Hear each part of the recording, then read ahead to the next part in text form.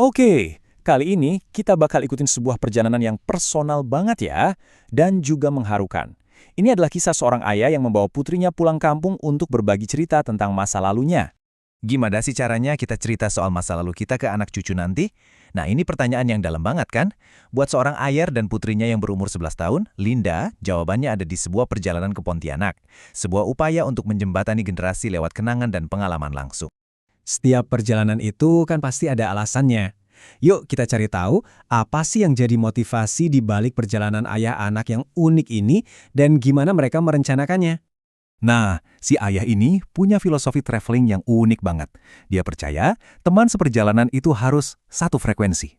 Dan setelah 5 tahun, dia merasa, oh, putrinya, Linda, inilah partner yang paling pas buat misi istimewa ini.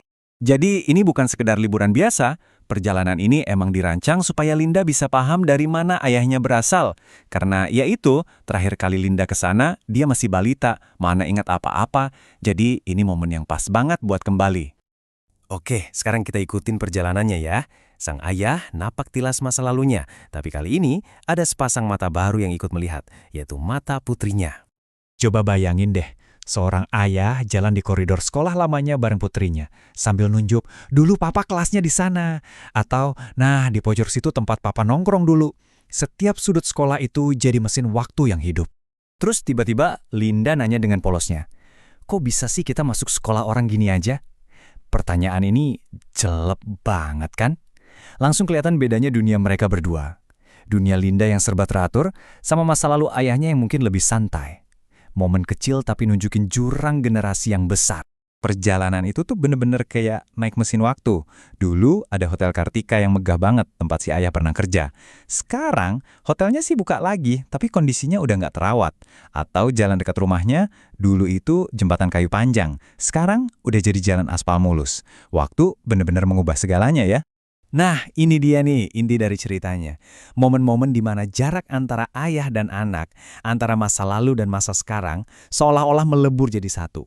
Jadi ceritanya mereka lagi di ruang tamu rumah pamannya. Ruangannya tuh kayak nggak berubah sama sekali dari dulu. Di situ, si ayah nunjukin satu foto lama. Foto dirinya waktu lagi ngerayain ulang tahun.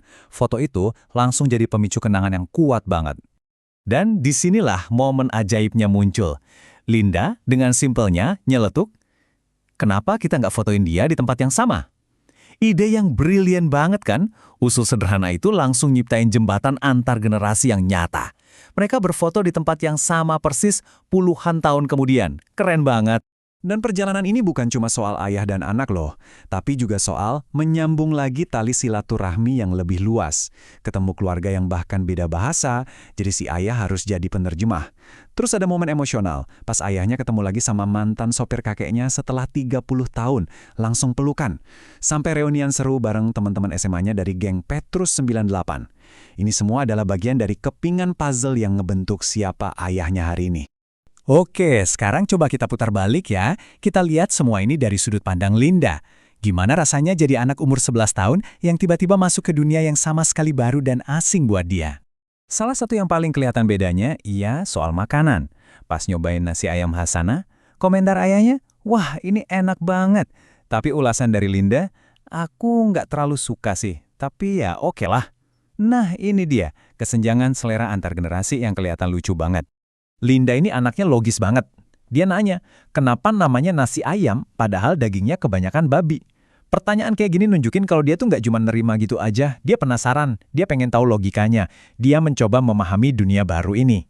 Ada juga momen culture shock. Waktu Linda lihat parit yang kebuka, bau, dan nggak ada pagarnya sama sekali, dia langsung nanya soal keamanan. Gimana kalau ada yang jatuh? Buat ayahnya, ini justru momen penting. Ini nunjukin ke Linda kalau ada realita kehidupan yang sangat berbeda di luar sana. Jadi perjalanan ini tuh penuh banget sama pengalaman pertama buat Linda. Contohnya nih, dia nyampur es krim sama serabi. Dikiranya waffle, kreatif. Terus dia pertama kalinya main kembang api. Dan juga pertama kalinya naik motor, yang ternyata dia nggak suka. Setiap momen ini ngebentuk perjalanannya sendiri. Jadi, setelah semua pengalaman itu, apa sih dampaknya buat ke depan? Yuk kita lihat ikatan yang berhasil mereka bangun. Pada akhirnya, misi perjalanan ini bisa dibilang berhasil. Ayahnya sendiri bilang, dia sekarang 11 tahun, udah cukup gede buat ngerti dari mana ayahnya berasal. Sekarang, dia juga punya kenangan tentang awal mula cerita ayahnya. Jadi, Linda nggak cuma jalan-jalan, tapi benar-benar dapat sesuatu. Dia sekarang punya kepingan puzzle penting tentang identitas ayahnya. Sang ayah ngerasa mungkin ini adalah satu-satunya perjalanan kayak gini yang bakal mereka lakuin bareng. Dan kesadaran itu justru bikin setiap detiknya jadi jauh lebih berharga. Sebuah kenangan yang bakal abadi. Kisah perjalanan ke Pontianak ini jadi pengingat yang indah buat kita semua. Bahwa di setiap keluarga pasti ada cerita yang nunggu buat didongengin. Ada akar yang nunggu buat ditemuin lagi. Nah, pertanyaannya sekarang, apa cerita di dalam keluargamu?